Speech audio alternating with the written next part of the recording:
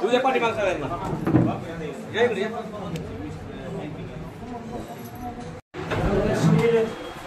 या प्रसंगी मुरुड ग्रामपंचायतच्या सरपंच श्रीमती अमृताताई नाडे व उपसरपंच माननीय श्री हनुमंत बापू नागेळ तसेच अनंतभैया कनसे यांना विनंती करण्यात येते की आपण मुरुड ग्रामपंचायतच्या वतीने माननीय नामदार साहेबांचं स्वागत करावं।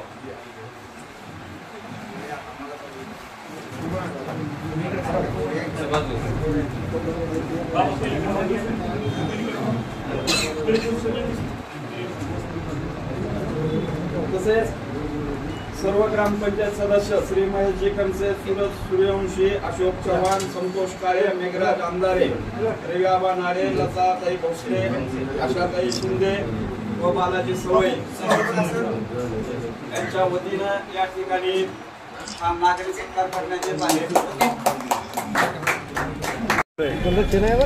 आज मुरुड सारख्या गावामध्ये सोसायटी चांगली आहे त्या सोसायटीला सक्षमीकरण करणं, कम्प्युटराइज करणं, त्या भागामध्ये जो व्यवसाय चालतोय त्याच्यासाठी निधी देणं आणि त्या सोसायटीला पुनर्जीवित करण्याचं काम आपल्या सरकारच्या वतीने केलं जाणार आहे। साहेब, दुसरा एक प्रश्न असा आहे की जी सोयाबीन खरेदीचा हमी भावाचा जे विषय आहे ते 6 तारखेपर्यंत वाढवला, परंतु तारखेच्या अभावी शेतकऱ्याची संख्या जास्त असल्यामुळे तारखेला ते वाढवून बंद केलं होतं। कॅबिनेटच्या दिवशी आम्ही विषय काढला की लातूर जिल्ह्याचा जो कोटा होता तो कमी होता, तो कोटा वाढवला आणि 6 तारखेपर्यंत आपण मुदत वाढवून दिलेली आहे। त्यासाठी काय पुढे आणि तारीख वाढवण्यासाठी गरज वाटली तर अजून त्याच्यात विचार करायला सरकारला। सहकार महर्षी शिवाजीराव नाड्यांचा मोठा वारसा आहे सहकाराबद्दल, हा मुरुड शहराबाबतीत, तर ते सगळे प्रकल्प विस्मरणात गेलेले आहेत, तर मुरुडसाठी काही विशेष तुम्ही लक्ष द्याल का? मुरुडसाठी तर करणारच आहे, पण महाराष्ट्रासाठी आम्हाला अनेक योजना करायच्या, पण स्थानिक इथले जे कार्यकर्ते आहेत त्यांनी प्रपोजल घेऊन आलं पाहिजे।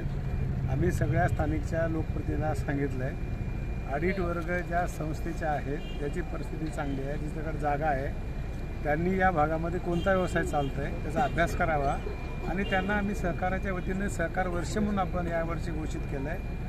अमित भाई शाह यांच्या नेतृत्वाखाली काल परवा मुंबईमध्ये बैठक झाली, कशा प्रकारचा प्रोग्राम आम्ही मोठ्या प्रमाणात राबवतोय।